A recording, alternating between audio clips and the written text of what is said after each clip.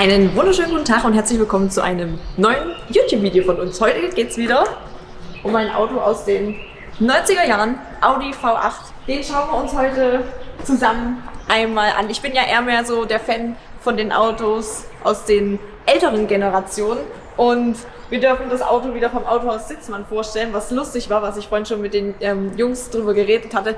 Die haben wirklich Bugatti, Ferrari, Lamborghini, alles stehen. Ich komme immer in die Halle rein, darf mir ein Auto aussuchen, was ich vorstellen möchte und bleibe immer bei den älteren Autos hängen. Das allererste Auto, was ich euch übrigens filmt, die Leonie, nehme ich heute wieder. Irgendwie filmst du irgendwie alle Autos, die wir vom Autohaus Sitzmann vorstellen, filmst du alle Videos. Wir hatten ja als allererstes den BMW 850, dann hatten wir den Opel Calibra, jetzt haben wir den Audi V8 und ich muss echt sagen, also die Autos aus den 90er Jahren gefallen mir wirklich persönlich einfach am allerbesten und deswegen stelle ich die euch ja auch so gerne vor. Wie gesagt, Audi V8, werksintern D11 genannt und das war die erste serienmäßige Limousine, die einen permanenten Allradantrieb hat.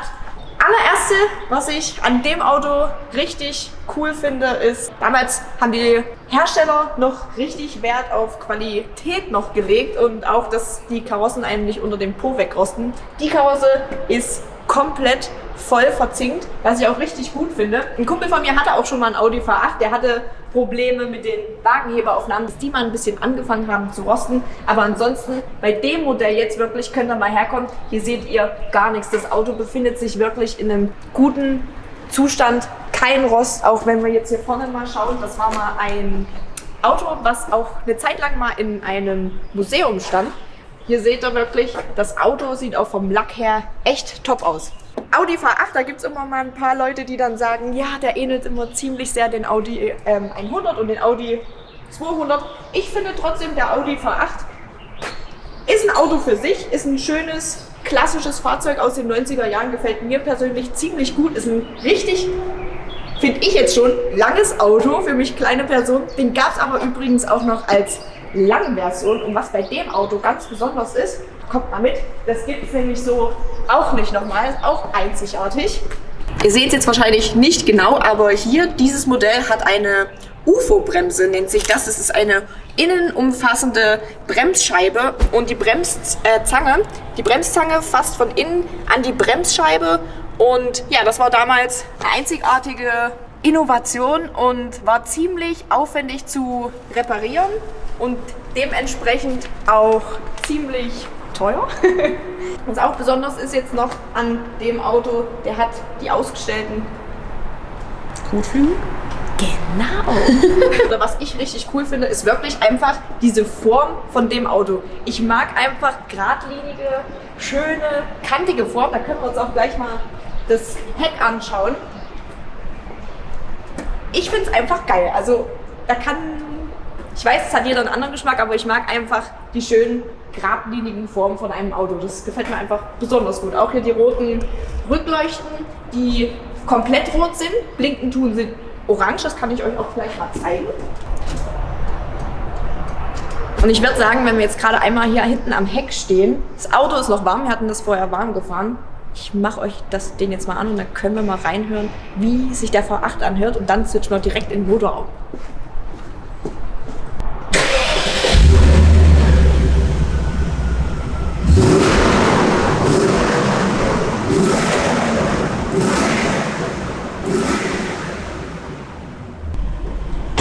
Da schwirrt der V8 wie ein Kätzchen und jetzt gucken wir uns gleich mal den Motorraum zusammen an.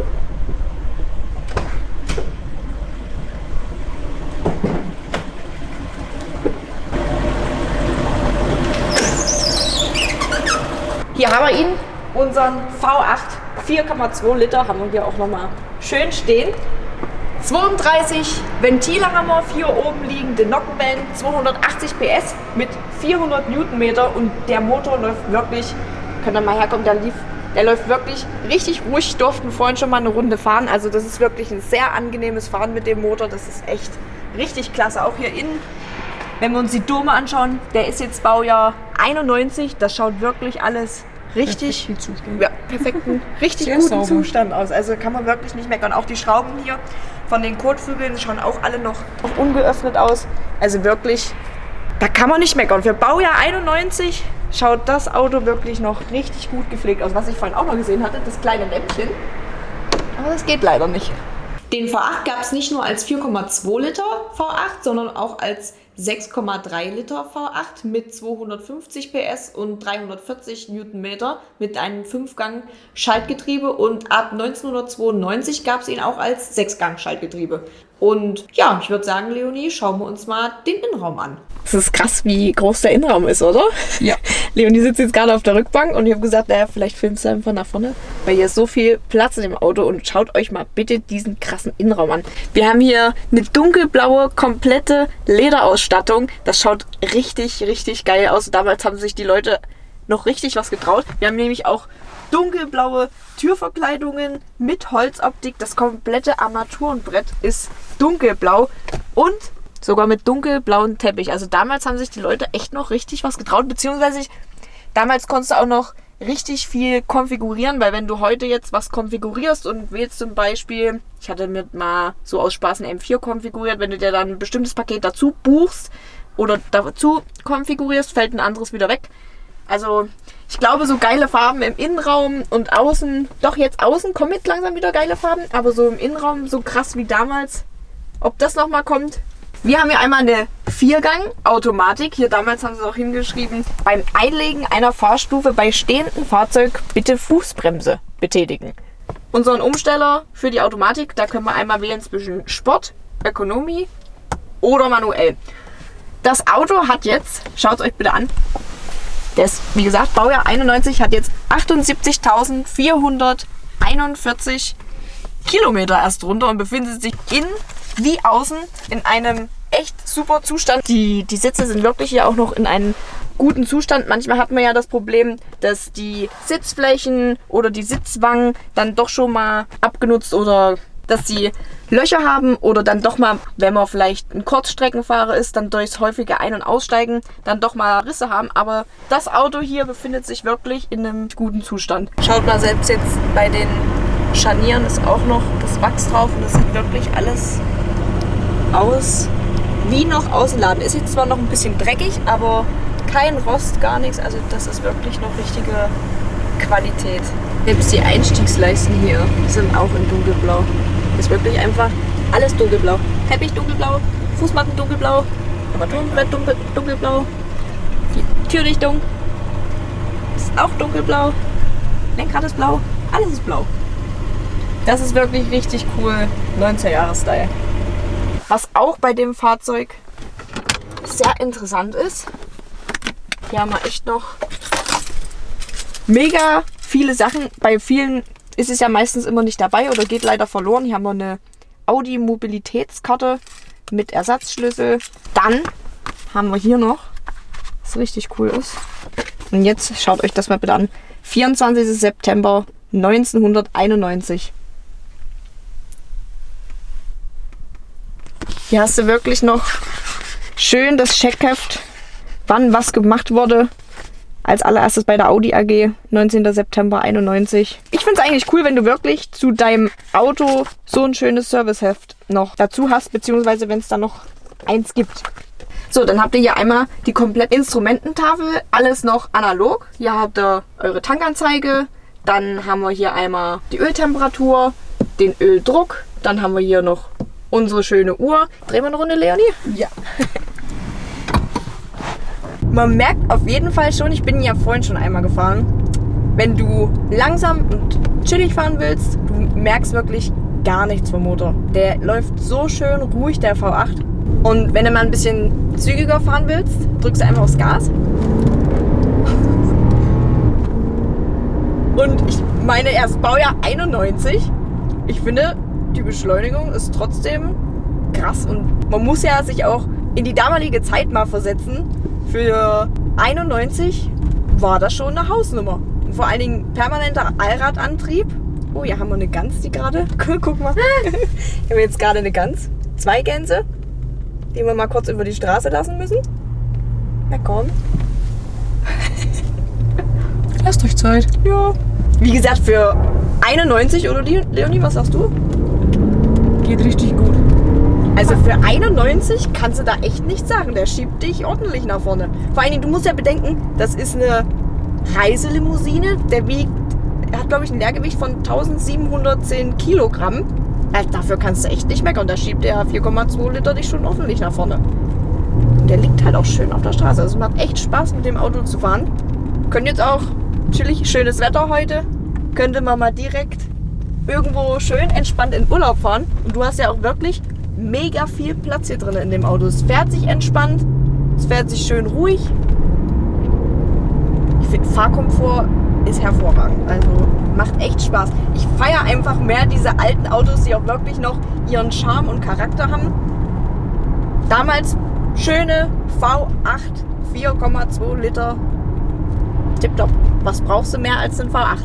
Also ein V8 ist unbedingt noch was ich mir auch noch ins Haus holen wollen würde, ja. Genau, Tulips. Macht mich irgendwie dann immer so ein bisschen glücklich, dass ich dann immer die Chance habe, wirklich solche Autos fahren zu dürfen. Und dass die Leute mir vor allen Dingen die Autos auch anvertrauen. Denn das Auto hat der Besitzer lange gesucht, um so ein Auto in so einem Zustand zu finden. Aber ich glaube, der steht jetzt auch wieder zum Verkauf. Und wenn ich mich nicht irre, ich bin mir jetzt nicht zu 100% sicher, glaube ich, er kostet so um die 40.000 €. Aber Audi V8, muss ich sagen, wann habe ich so ein Auto mal das letzte Mal auf der Straße gesehen? Du siehst es wirklich leider nur noch selten auf der Straße, bis gar nicht. Langversion habe ich noch gar nicht auf der Straße gesehen. Das ist echt schade, weil gerade so die schönen, alten, klassischen Fahrzeuge verschwinden irgendwie immer mehr und mehr. Das darf nicht passieren, das müssen wir verhindern. Was sagst du jetzt eigentlich so zu alten Autos? Wenn du jetzt in so ein Auto sitzt oder beziehungsweise wenn dir jetzt so ein altes Auto mal entgegengefahren kommt, ist es dann eher so, dass du dich jetzt, sag ich mal, nicht so dafür interessierst oder nimmst du das schon wahr und denkst, lange nicht gesehen oder noch gar nicht auf der Straße gesehen? Ja, zweiteres. Alte Autos sind viel geiler als die neuen. Meiner Meinung nach. Aber Favorite ist trotzdem immer noch E36. Das sind die schönsten, also für mich, die schönsten alten Autos. Also bist du durch und durch BMW? Ja. Ja, ich meine, wir stellen ja eigentlich auch mehr so BMWs auf unserem Kanal vor. Ich bin jetzt echt froh, dass ich mal die Chance hatte, mal wieder seit langem mal ein Audi vorzustellen. Ich bin markenoffen und will natürlich auch auf meinem Kanal viele verschiedene Autos euch vorstellen. Deswegen, aber irgendwann hätte ich auch mal Bock, mir noch ein Audi zuzulegen. Ich meine, so vom Fahren her geht er ja auch echt gut, ne? Da kannst du echt nicht meckern. Guck mal, für das schon Alter. Richtig gut. Und du kriegst sogar inklusive noch so ein kleines Vögelchen. Hörst du es? Ich hör's. Ihr könnt ja mal unten in die Kommentare schreiben, für was brennt euer Herz? Seid ihr mehr so die Fans von älteren Autos? Ja, hier, guck mal, du trittst die Bremse und der steht sofort. Also hier funktioniert alles einwandfrei noch an dem Auto. Kann man echt nicht meckern. Ja, wir machen den Vogel mal wieder aus. Jetzt ist er wieder aus.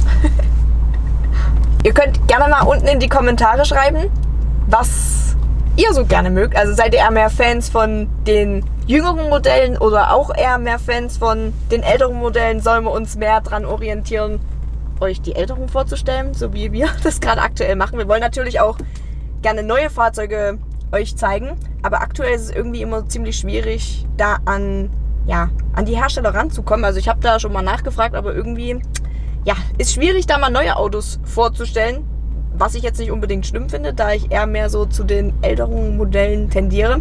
Aber schreibt es mir auf jeden Fall mal gerne unten in die Kommentare, was so euer Favorite ist und vor allen Dingen auch gerne, was ihr mal gerne demnächst auf unserem Kanal sehen wollen würdet. Wir werden jetzt noch eine schöne Runde drehen, denn das Wetter ist heute perfekt. Auto fährt sich super und deswegen will ich das Auto auch noch nicht abgeben. Deswegen drehen wir jetzt noch eine Runde. Und gehen Eis essen. Ja, schön mit unserem neuen Eisdielen-Auto. Und ich hoffe, euch hat das Video gefallen. Lasst mir auf jeden Fall wieder einen Daumen nach oben da und dann würde ich sagen, sehen wir uns im nächsten Video. Macht's gut.